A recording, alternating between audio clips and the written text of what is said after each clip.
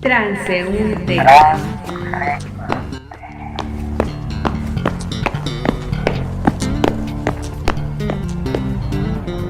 Contracultura y rock. Y ahora nos trasladamos con Cristian Hidalgo a la ciudad de Puebla. Él es criminólogo y ha venido generando una serie de contenidos en torno a este tema que después de esta semana de estar leyendo noticias sobre el descubrimiento de este centro de reclutamiento forzado en Jalisco, pues se nos llenaron las imágenes en el cerebro de horror.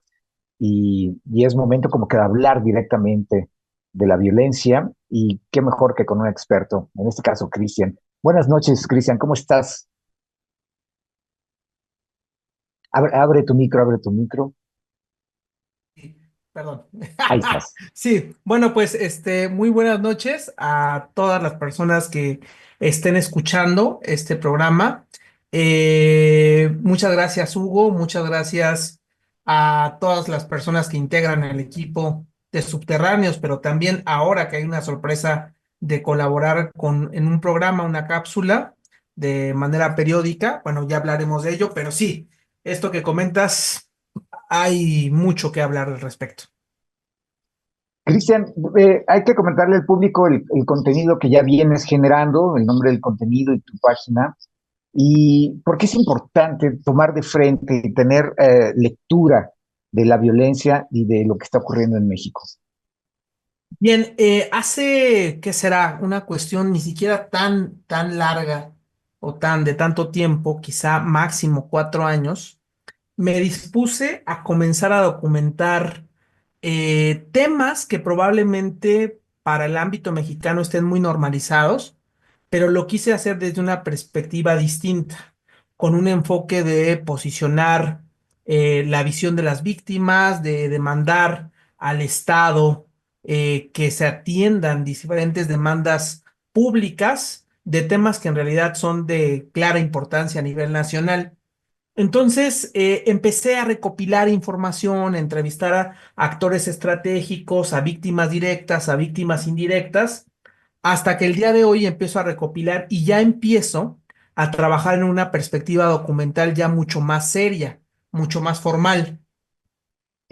Al día de hoy, por ejemplo, hay una organización que es de América Latina, docs.mx, que es de documentales, en la cual ya participaré. Ahorita estoy armando justamente un documental que tiene que ver sobre las promesas gubernamentales y la violencia política en torno al tema del agua y a la serie de tropelías, abusos y consecuencias justamente de el mal uso del agua y de particularmente dos ríos, el río Atoyac y el río Alceseca, que ha producido diferentes desvíos de recursos públicos, promesas o falsas promesas, un gasto público innecesario que se ha empleado de manera prácticamente irresponsable y una serie de demandas populares y ciudadanas que particularmente siempre caen en las personas más pobres, ¿no? Y eso ahorita estamos haciendo ese documental, se presenta el 22 de este mes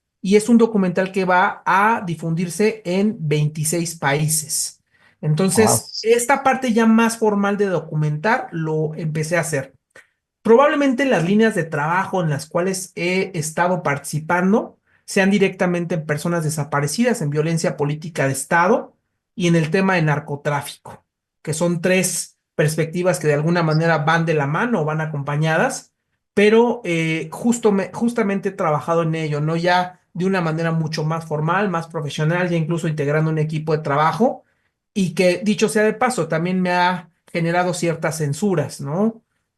Hace un tiempo, pues ya tenía una fuerza ahí representativa, una cuenta de TikTok donde difundía este tipo de material y pues desafortunadamente fue baneada, ¿no? Fue eliminada de forma permanente y tenía miles de seguidores y se reproducía mucho material de bastante afluencia, ¿no? Entonces, eso particularmente. Y la ventaja de poder producir este tipo de materiales es que porque participo directamente con organizaciones o con colectivos de víctimas que vamos prácticamente in situ a hacer exploraciones, marchas, búsquedas, a encontrar fosas clandestinas, a dialogar con grupos en el tema de personas desaparecidas. Entonces esto me ha ayudado a tener un alcance mucho más directo con diferentes colectivos, pero a nivel nacional. Oye, para involucrarte en este tipo de investigación, en este tipo de trabajo, hay que estar protegido de alguna forma. Te lo preguntaba la vez pasada, ¿no? Es de alto riesgo lo que estás haciendo. Sí, hay un tema ahí que siempre es una consigna por parte de colectivos o quienes participamos en colectivos de búsqueda de personas desaparecidas. La consigna, y que por cierto no tendría que ser, pero ante la impunidad y la ausencia del Estado de Derecho en el país, creo que es una consigna al final consecuencia de esto, de esta ausencia del Estado. Es el hecho de no nos importa procesar a las personas perpetradoras, sino nos importa encontrar a las víctimas de desaparición. Así se los pongo, ¿no? Entonces, al final, el interés no es enjuiciar o llevar a un juicio a un personaje, a un grupo, a personajes que han participado de manera directa en asesinar, en desaparecer personas, sino ya la consigna casi general de muchos grupos de colectivos de búsqueda es hallar a los familiares con vida o sin vida, pero hallarlos. Entonces, probablemente esto también sea un mecanismo de protección, porque no hay una intención penal o de juzgamiento, de persecución contra los perpetradores. Otra de las cuestiones es que hay un grupo de colectivos o personas que de manera activa nos mantenemos en contacto, nos mantenemos de cierta forma en comunicación para que esto se materialice, ¿no? También la parte de medios de comunicación, la opinión pública o donde circulemos o participemos. Voy a participar hace unos días. Me envió un mensaje un amigo que me dijo, oye, participa para el Consejo Consultivo de Personas Desaparecidas del Estado. El día jueves, o día de mañana, por cierto, presento mi documentación para ser parte de este Consejo Consultivo de Personas Desaparecidas, que va a elegir el Congreso del Estado, que por cierto, ahí también hay muchos asegúnes, porque casi siempre se eligen consejos a modo, pero al final hay una propuesta y un respaldo de un grupo que se llama Voz con Dignidad y Justicia México, que respalda justamente mi postulación y que al final también es una forma de proteger, estar dentro de los colectivos, estar en la opinión pública, en medios de comunicación, en personas que de cierta manera participan de manera indirecta o directa con este tipo de actividades. Exacto. Por eso la inclusión de Cristian en este programa, en de una cápsula, porque hay que estar en la opinión pública y a la vez estamos colaborando, respaldando el trabajo que haces y espero que lo hagan otros medios porque es muy importante estar haciendo esto. Tú mencionaste la ausencia del Estado. ¿Tú lo consideras así? ¿Hay ausencia del Estado en todo esto que está ocurriendo y lo que vimos en la semana? Sí, mira, ahorita afortunadamente estoy quizás seguro, estoy interrumpiendo una clase que estoy teniendo con alumnos para esta entrevista. Muchos de Muchas mis gracias. alumnos están ahorita justamente viendo esta entrevista y justamente hemos tratado un tema que probablemente no haya o haya como una serie de diferencias entre grupos políticos, entre fuerzas políticas. El hecho del reconocimiento de la ausencia del Estado, no como una totalidad, sino como un Estado fragmentado o un Estado débil, que hay grandes extensiones territoriales que están cooptados por el crimen organizado. Yo a veces no entiendo la indignación de la propia presidenta cuando, claro, bajo intenciones políticas y de corte incluso imperial o imperialistas, Estados Unidos clasifica a los grupos terroristas con la inquietud a lo mejor de generar un daño político, de generar incluso en algún momento una forma de intervención, que es lo que ha hecho Estados Unidos normalmente, pero la indignación de la presidenta a decir que la delincuencia organizada prácticamente no participa de manera directa con entes institucionales, pues es una negación de la propia problemática. No estoy diciendo que el gobierno de Claudia Sheinbaum participa en ello. Yo, más, estoy seguro que su gobierno o la federación su ala, digamos, más cercana, su grupo más íntimo, su grupo que está en la cúpula del poder, estoy casi seguro que no hay una participación, pero cuando nosotros hacemos una revisión de el proceder de antes y de ahora, de presidentes municipales, de gobernadores, de legisladores, de regidores, de secretarios, de los diferentes, de los más de 2.500 municipios del país, nos encontramos que la delincuencia organizada o tiene cooptadas a las autoridades o las propias autoridades son parte de los grupos de la delincuencia organizada y trabajan justamente a favor de mantener ese tipo de relaciones dentro del ámbito de lo delictivo. Entonces, cuando hay una ausencia del Estado de Derecho, no en una totalidad, pero sí en una serie de fragmentos territoriales en el país, donde, repito, la delincuencia organizada o es el propio gobierno que participa en un solo ente, o es la delincuencia organizada que al final tiene cooptadas a las instituciones gubernamentales y esto al final pues afecta al Estado de Derecho y por eso hablo que hay un vaciamiento o una ausencia del Estado. O sea, eso es una consecuencia. Digo, vemos, no solamente ahorita está muy en la opinión pública lo ocurrido en este municipio de Jalisco, pero es que esto no es únicamente algo que ha ocurrido en Jalisco, ha ocurrido en Michoacán, ha ocurrido en Tamaulipas, ha ocurrido en Durango, ha ocurrido en Coahuila, ha ocurrido en Veracruz, ha ocurrido en San Luis Potosí, ha ocurrido en Zacatecas.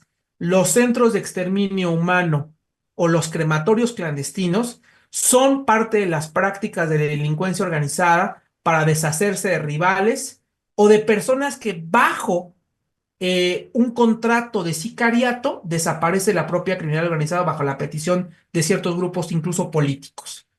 Entonces, o otras manifestaciones de la delincuencia organizada, no solamente el reclutamiento forzado para las filas del sicariato, sino el reclutamiento forzado para participar en actos delictivos, como los llamados marketings, ¿no? En los tiempos compartidos, para cometer fraudes electrónicos, para servir de halcones, para servir de estacas, para servir dentro de este funcionamiento de la delincuencia organizada o en diferentes tareas. Entonces, esto ahorita se sabe en el caso de Jalisco, que por cierto, el hallazgo se dio hace meses. Exacto. O sea, esa es otra cosa.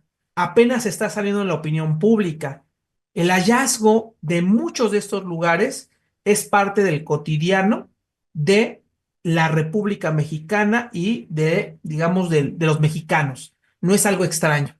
Si nos hacemos una revisión de la semana pasada, 9 estudiantes asesinados, 6 en un lugar, fosas clandestinas, levantados, etcétera. O sea, es una cantidad enorme de víctimas, pero estamos hablando de una sistematicidad, es decir, que los hechos ya no son aislados, sino son parte de una dinámica que se ha hecho estructural, que se ha hecho repetitiva y masiva a nivel nacional. Claro. Pues híjole, podríamos seguir platicando de esto, quedan muchas preguntas, pero se nos acabó el tiempo, así que vamos a dirigirnos a tus contenidos y vamos a seguir escuchándote en las diferentes cápsulas. Me queda claro que cuando uno sale del país y regresa a México, se nota cómo hemos normalizado todo esto. Ya es parte de nuestro cotidiano, que no debería de ser. Esto es fuera de todo sentido humano, pero bueno, vamos a seguir entendiéndolo, Cristian. Así que remítenos a tus páginas, a tu obra y algún contacto para que la gente que esté interesada en colaborar contigo, pues lo pueda hacer. Bueno, sí, les decía, el material tiene la intención de divulgar, pero desde una perspectiva científica y de derechos humanos, este tipo de información, no bajo una perspectiva de morbo, no, bajo una perspectiva de divulgación científica de este tipo de temas.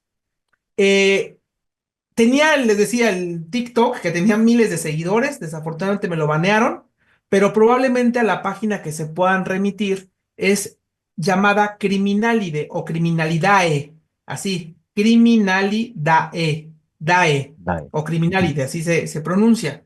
Entonces ahí estamos subiendo constantemente contenido y ahora que vamos a colaborar con este proyecto, pues vamos a sacar una cápsula quincenal sobre delitos, sobre el análisis de las violencias y los delitos en México y en el mundo, ¿no? Que esto Ujú. también es acercar en 5 minutos la problemática de algo en concreto a un público diverso de diferentes entornos y se conozca la situación del país. Exacto. Pues muchas gracias, Cristian, por esta opinión, esta construcción de opinión, y estaremos en contacto y aquí vamos a estar escuchando más de tu propuesta. Perfecto, pues muchísimas gracias y nos estamos viendo próximamente.